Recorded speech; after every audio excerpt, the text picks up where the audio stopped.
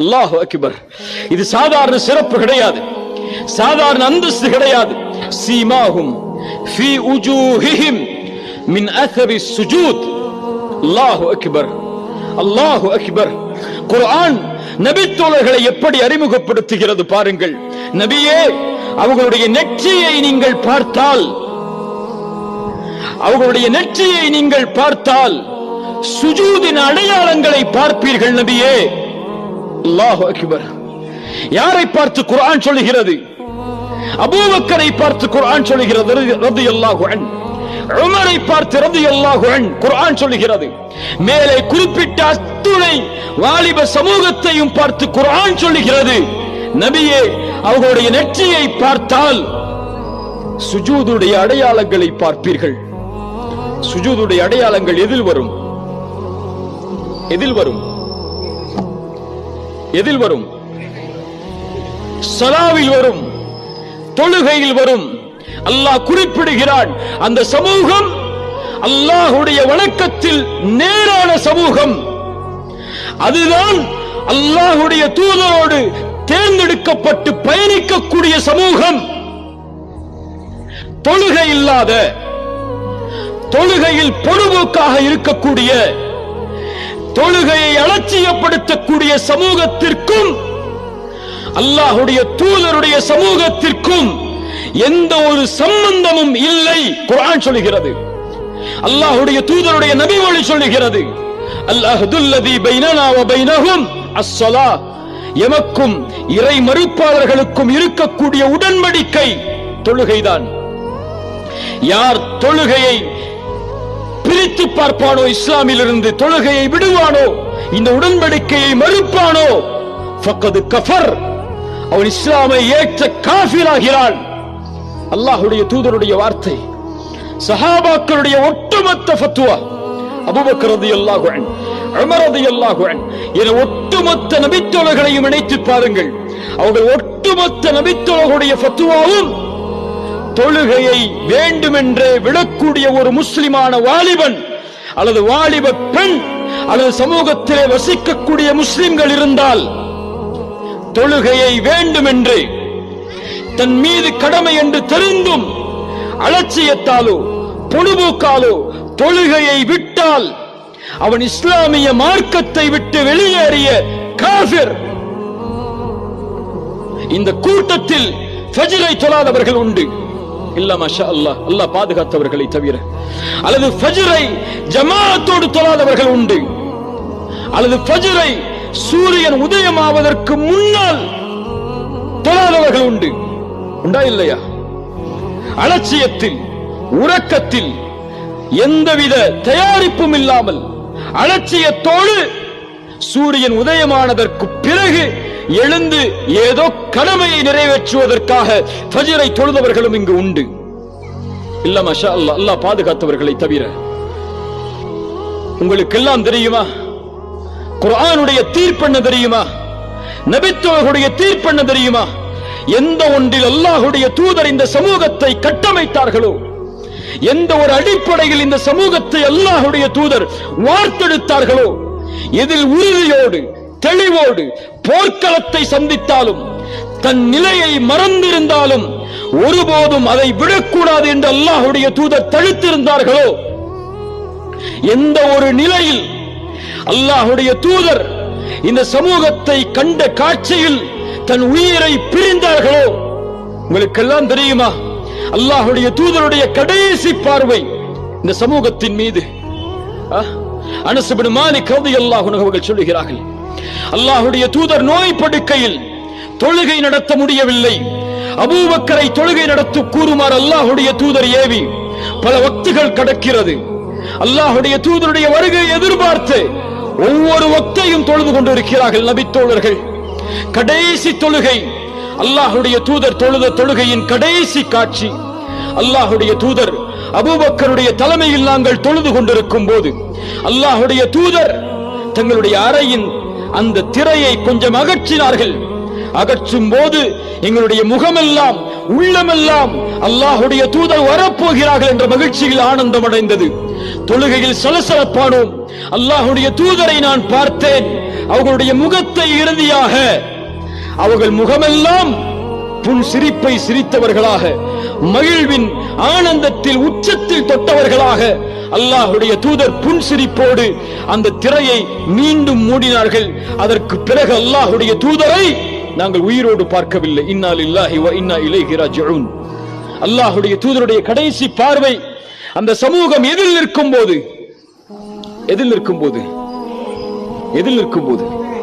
தொழுகையில். இந்த சமூகத்தை பார்த்தால் உயிரை தியாகம் செய்வதல்ல, உடைமைகளை தியாகம் செய்வதல்ல, ஊரை தியாகம் செய்வதல்ல, தன் நாட்டை துறப்பதல்ல, அல்லது தன் உறவுகளை வெட்டி வாழ்வதல்ல. அல்லாஹ்வுடைய தூதருடைய கட்டளையால் எந்த தியாகமும் இல்லாமல் வெறும் ஒரு நாளில் 5 வக்து தொழுகைகளை கூட நேரத்தை பேணி தொழக்கூடிய சமூகமாக ஒரு சமூகம் உருவாகவில்லை என்றால், அல்லது உருவாக்கவில்லை என்றால், அந்த சமூகம் வெற்றி அடைவதோ, கண்ணியத்தை அடைவதோ, உயர்வை அடைவதோ, அல்லது எதிரிகளுடைய சூழ்ச்சியில் அகப்படுவதை விட்டு வெற்றி அடைவதோ நடப்பதெல்லாம் பகல் கனவை கண்டு அந்த சமூகம் மடிவதை தவிர வேறு வழி கிடையாது. அல்லாஹ் குர்ஆனிலே சொல்கிறான், நபியே, فخلف من بعدهم خلف, பின்னால் வரக்கூடிய மக்கள், உங்களை பின்தொடர்ந்து வரக்கூடிய மக்கள், அபாஉஸ் ஸலாஹ், தொழுகையை வீணடிப்பார்கள், வத்தபஉஷ் ஷஹவாத். இந்த 2 தான் இன்று தலைப்பு. மனோ இச்சையை, ஷஹவாத்துகளை பின்பற்றி செல்வார்கள். ஃபஸௌஃப யல்கௌன கய்யா, அவர்களை அல்லாஹ் கய்யா என்ற நரக ஓடையை சங்கமிக்க வைப்பான். தொழுகையை பாழாக்குதல் என்றால், என் வாலிபர்களை பார்த்து கேட்கிறேன், வாலிப பெண்களை பார்த்து கேட்கிறேன், தொழுகையை பாழாக்குவது என்றால் என்ன? தொழுகையை விடுவதா? தொழுகையை விடுபவர்களை அல்லாஹ் நரகவாதிகள் என்று இந்த வசனத்திலே சொல்லுகிறான்.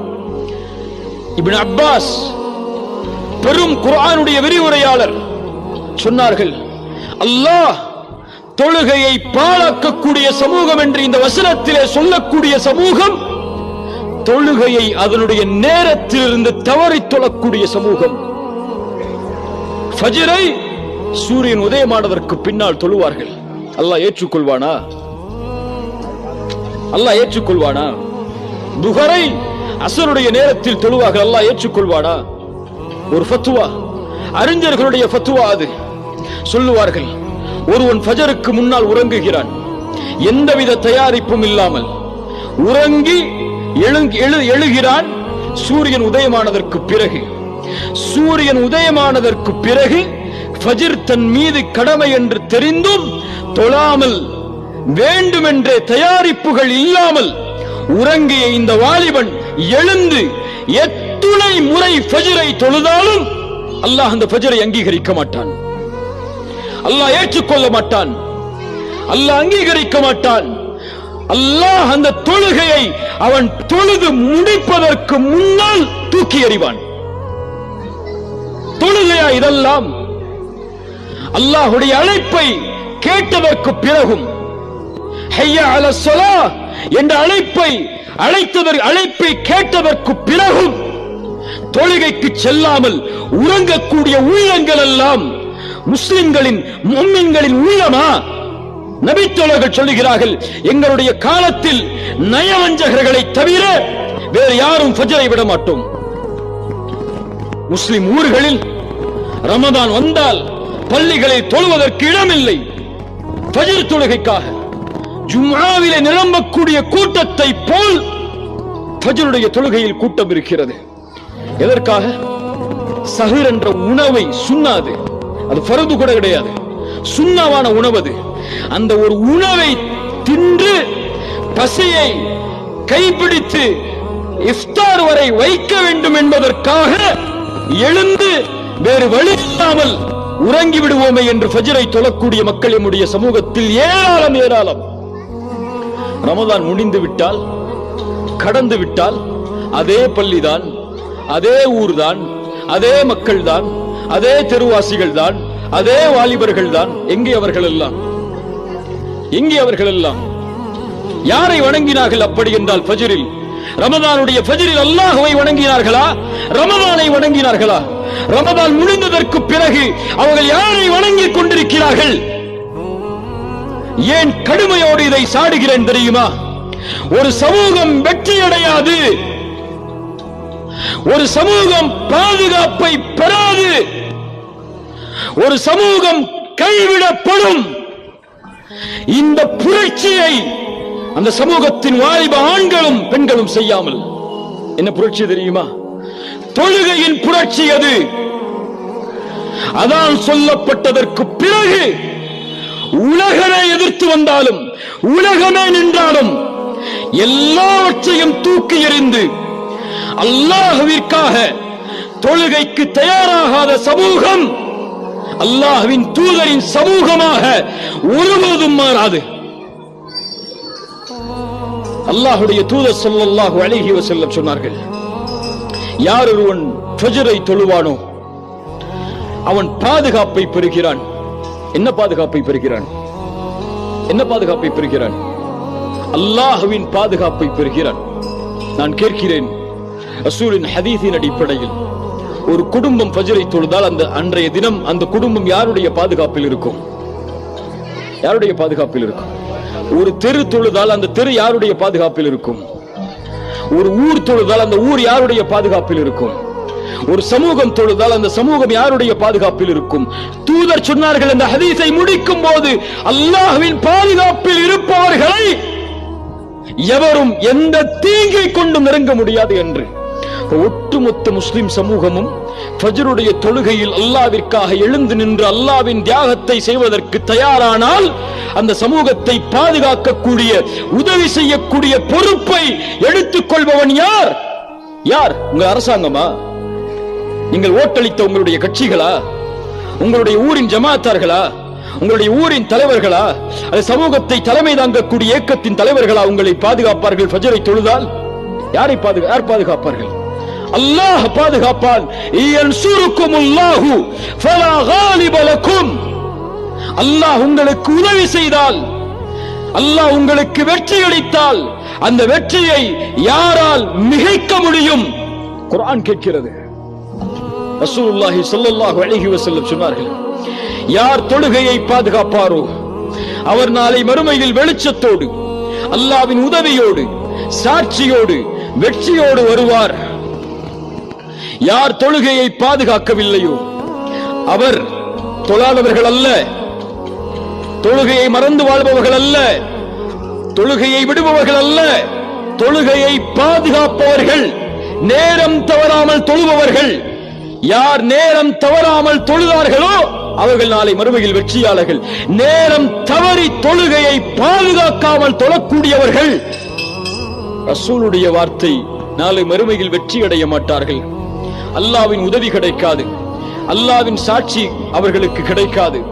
நாளை மறுமையில் அவர்கள் ஃபிரௌனோடு, ஹாமானோடு, உபய் இப்னு கலஃப் போன்ற கொடிய முனாஃபிக்குகளோடு அவர்கள் எழுப்பப்படுவார்கள். இவர்கள் எல்லாம் முஸ்லிம்களா? நான் சொன்னவர்கள் எல்லாம் இவர்கள் எல்லாம் முஃமின்களா எழுப்பப்படுவதற்கு? இவர்கள் காஃபிர்கள், இவர்கள் முனாஃபிக்குகள். இவர்களோடு தொழுகையை பாதுகாக்காதவன் எழுப்பப்படுவான் என்றால், தொழுகையை பாதுகாக்காத நான் யார்? தொழுகையை பாதுகாக்காதவர்கள் எல்லோரும் யார்? ரசூலுடைய ஹதீஸின் அடிப்படையில் அல்லது எந்த அறிஞர்களை எல்லாம் பெரும் அறிஞர்களாக இந்த சமூகம் போற்றுமோ, இமாம் ஷாஃபிஈ, அபு ஹனீஃபா, இமாம் மாலிக், அஹ்மத் பின் ஹம்பல் ரஹிமஹுமுல்லாஹ், இந்த 4 பெரும் இமாம்களுடைய ஒட்டுமொத்த ஃபத்வாவும் என்ன தெரியுமா? அதை ஷாஃபி இமாமை பின்பற்றக்கூடிய மக்கள் பின்பற்றுவார்களா? ஹனஃபி இமாமை பின்பற்றக்கூடிய மக்கள் பின்பற்றுவார்களா? மாலிக் இமாமை பின்பற்றக்கூடிய மக்கள் பின்பற்றுவார்களா? அந்த ஃபத்வாவை சொன்னால் தொழாத ஒரு ஆணுக்கு தொழுகையில் உடைய ஒரு முஸ்லிம் பெண் ஹலால் கிடையாது. அப்படி தொழுகையை ஏவியும் அவன் தொழவில்லை என்றால் அவனை அடுத்த நிமிடம் அந்த பெண் துறக்க வேண்டும். அவன் முஸ்லிம் அல்ல. மார்க்க ஃபத்வா. தொழுகை இல்லாமல் ஒருவர் மரணித்தால்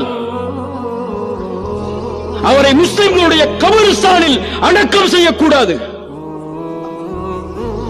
முஸ்லிம்கள் தங்களுடைய சொத்தை பங்கு வைக்க கூடாது. பின்பற்ற முடியுமா? தொழுகை எல்லாம் இன்று தொழுகையை விடுவதெல்லாம் இன்று என்ன குற்றம்? என்ன குற்றம்? ஒரு ஐபிஎல் மேட்சை பார்ப்பதற்காக தொழுகையை விடக்கூடிய முஸ்லிம் வாலிபர்கள் எத்தனை பேர் இங்கே? சினிமா தியேட்டர்களில் மகரிபுடைய வக்தில் இஷாவுடைய வக்தில் உட்கார்ந்து தொழுகையை விடக்கூடிய வாலிபர்கள் எத்தனை பேர்? அதைவிட மோசம் திருமணம் ஒரு இபாதா. பின்னால் வருகிறேன். அந்த திருமண சபை என்றாலே தொழுகை கிடையாது முஸ்லிம்களுக்கு. பயணம் என்றால் தொழுகை கிடையாது. குடும்ப நிகழ்ச்சி என்றால் தொழுகை கிடையாது. என்ன இதெல்லாம்? என்ன சமூகம் இதெல்லாம்? ரசூலுல்லாஹி ஸல்லல்லாஹு அலைஹி வஸல்லம் அவர்களுடைய நபித்தோழர்களுடைய முதல் அடையாளமாக குர்ஆன் சொல்லக்கூடிய அடையாளம். அவர்களுடைய நெற்றியை பார்த்தால் சுஜூதுடைய அடையாளங்களை பார்ப்பீர்கள்.